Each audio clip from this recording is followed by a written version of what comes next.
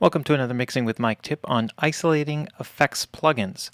The basic idea of isolating effects plugins is to really hone the effect in for the particular instrument that you're working on. This is particularly true of vocal tracks.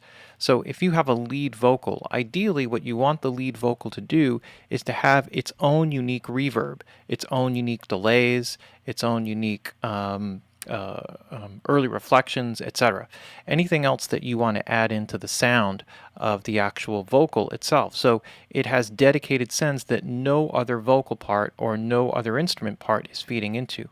Now, what this does is it allows you to optimize the settings of the reverb plugin or the effects plugin so that it particularly suits that instrument or the lead vocal in this case.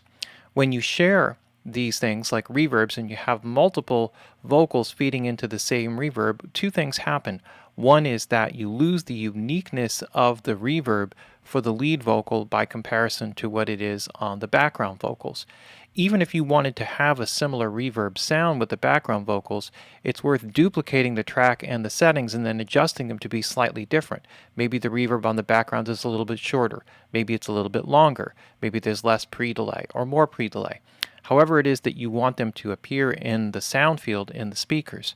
But making those subtle changes allow you to create some uniqueness. Also, one particular aspect of digital plugins, and this goes all the way back to digital effects processors that I always found working in recording studios, was that when you fed a vocal in particular into a reverb, when it was the only thing feeding that particular reverb, it just sounded incredible. And as soon as you started to mix in other instruments, it started to complicate all of the calculations, and the reverb started to become more like noise. So even if you had used the identical reverb setting on another processor and used the other instruments through that or other instruments through there, it still sounded better than if you tried to squeeze them all through the same plugin.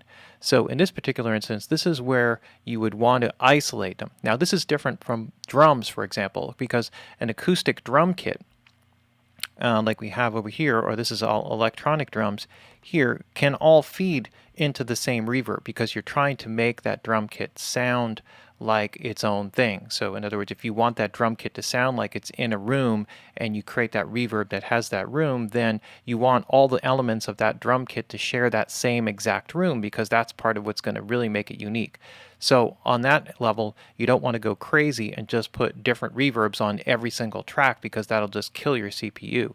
However, for particular important things like lead vocals, and groupings of instruments, like if you have a grouping of background vocals, a hook background vocals, then those would go and share the same effects. Maybe you have a series of guitars or keyboards, and they would share their own series of effects and effects processing.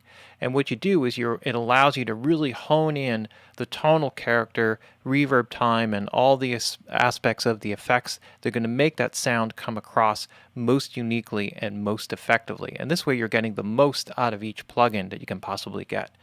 So there you have it. This is just another Mixing with Mike tip on isolating effects plugins. And you can join the live classes every Wednesday at 7 p.m. U.S. Eastern Time by going to mpginsider.com. If you sign up for the mailing list, you can attend the live classes for free. And if you want to dive into the replays and many of the other resources that are available on the website, then look at the membership options available at mpginsider.com. Thanks for tuning in.